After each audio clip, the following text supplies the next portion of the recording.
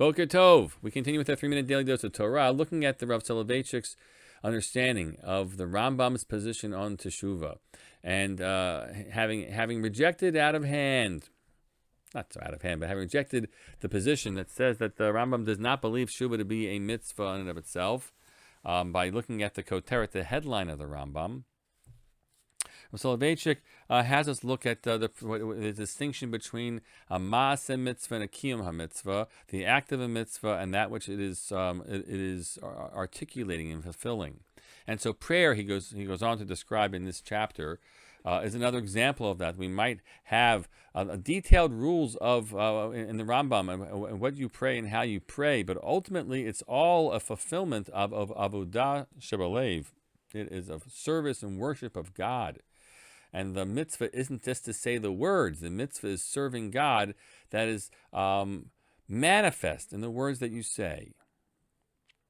And so, says the Rav, we should look at the nature of Teshuva. And this is a very powerful paragraph. And this is really sort of the broadest view of what the experience of Teshuva could be and should be for a person who is deeply working on his place or her place before God. The same method is used in describing the laws of repentance. Maimonides considers repentance as a form of service of the heart. It is a precept whose essence is not in the performance of certain acts or deeds, but rather in a process that at times extends over a whole lifetime. A process that begins with remorse, with a sense of guilt, with one's increasing awareness that there is no purpose to his life. Wow. With a feeling of isolation, of being lost and adrift in a vacuum, of spiritual bankruptcy, of frustration and failure. And the road one travels is very long until the goal of repentance is actually achieved. Repentance is not a function of a single, decisive act, but grows and gains its size and slowly and gradually until the penitent undergoes a complete metamorphosis.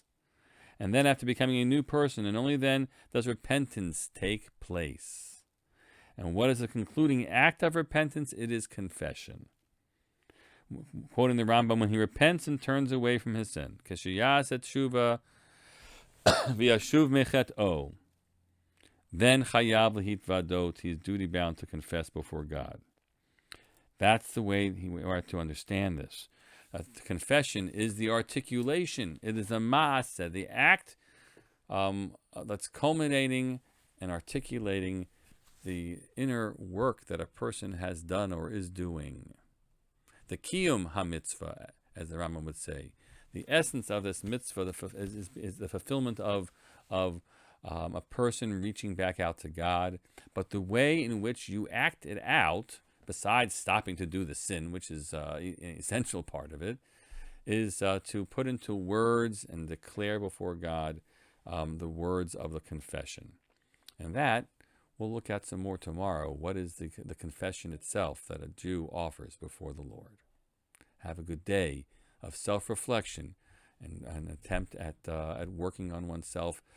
It's a lifetime of work, but one little element, of self-reflection that leads to change, that leads to Teshuva.